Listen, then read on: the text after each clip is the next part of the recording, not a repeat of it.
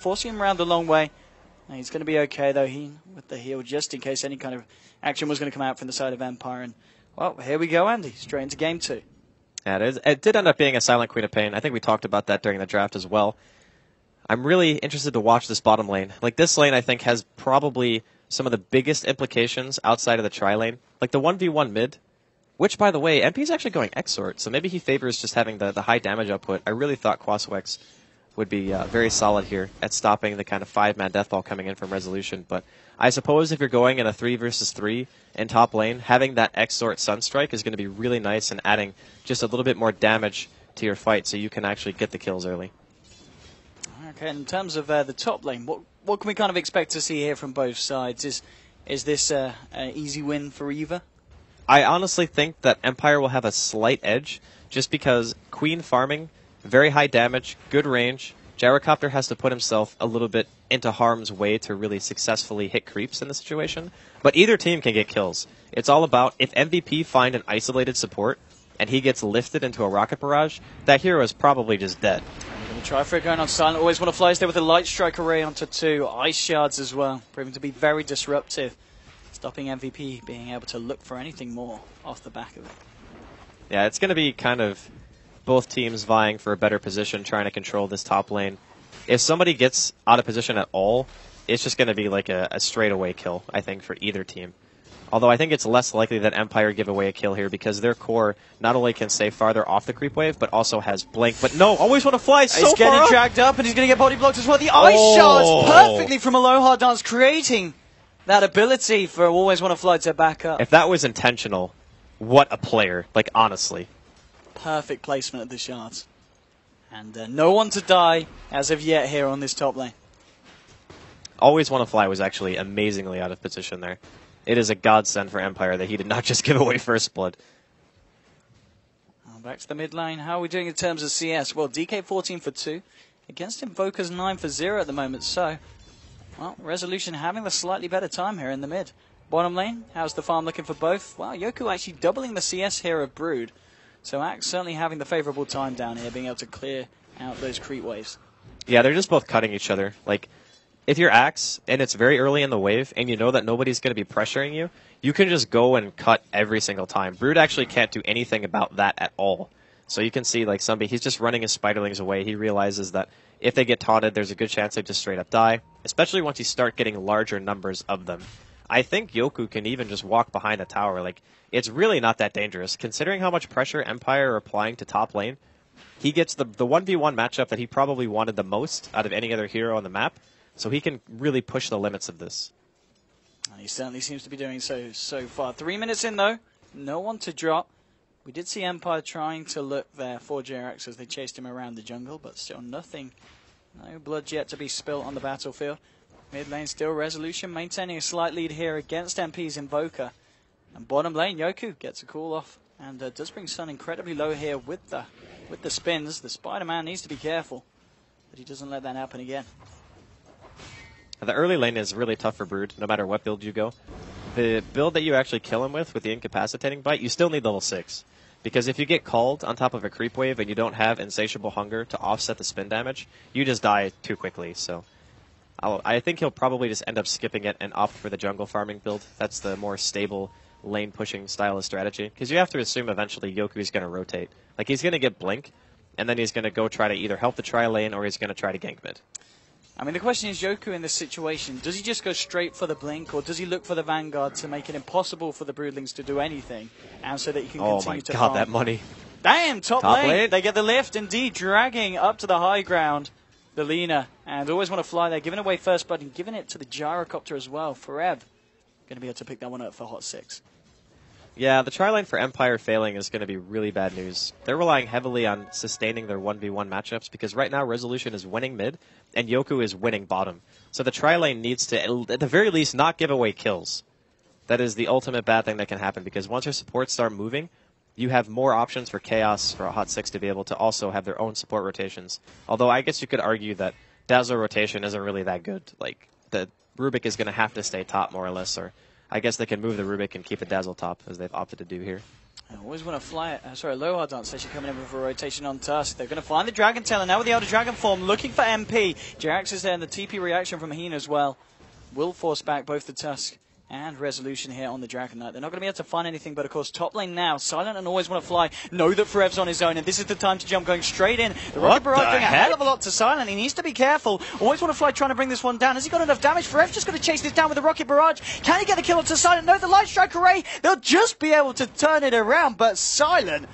Sunstrike! Bam! Oh my. Rubica found it anyway there with the right click, but nonetheless, a 1-for-1 trade, and Silent, playing on the edge of his life there, does end up paying for it. What was that stun?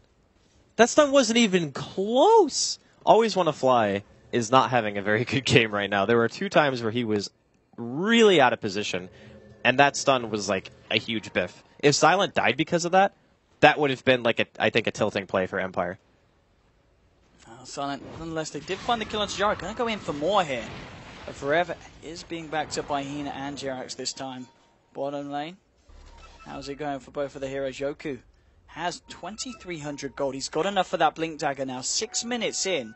Ridiculous farm here for the Axe. Brood has managed to find a way up through level 6 and closing on level 7, applying the pressure to the tower. But the fact that the Axe has just been eating up every wave.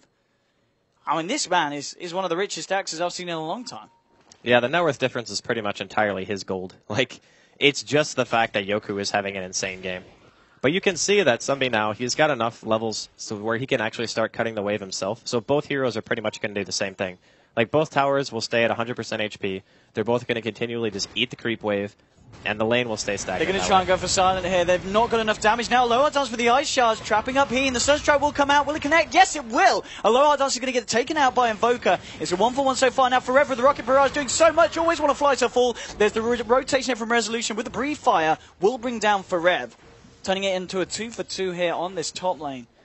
But still the game incredibly close between these two sides. And Yoku does now have the Blink Dagger picked up. Will, of course, be noted here by the side of Hot 6, and will be kind of obvious, of course, when he leaves the lane. I'm sure they'll be very, very careful when some reports back that there is no Axe down here. Yeah, but he knows as soon as he leaves the lane that the Brood is going to kill his tower, like 100%. And the thing is, not really any other hero on the team can deal with the Brood but him.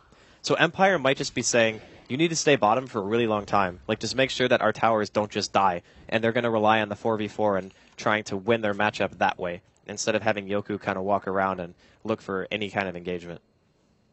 Oh, there we go, Yoku. Just coming into the jungle. He really wants to find the Brood. Like, he does. I mean, he's hoping that he finds somebody farming the woods, and he's waiting for him to creep cut again, just to see where he goes.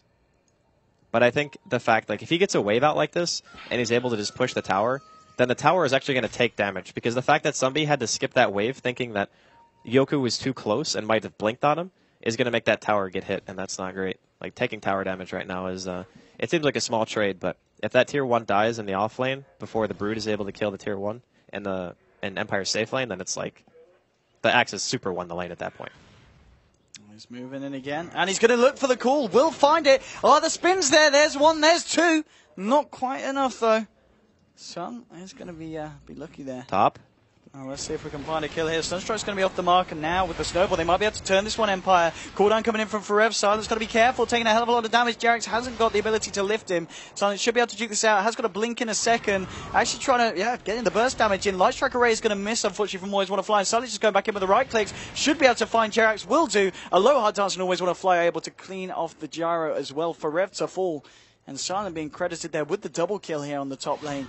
And again, fighting down to the very last of his life points. This is full-on aggression from both sides here on the north side of the map. Oh, no. Oh, no. What a shot. Oh, man. Very nice. Silent. Caught out by MP. That was hubris, though. Like, why would you stay there? You know he's Exort. You can't just stand still. The fact that he threw it out at the beginning of the fight should have said, like, after the creep wave clashes, it's definitely going to be off cooldown again.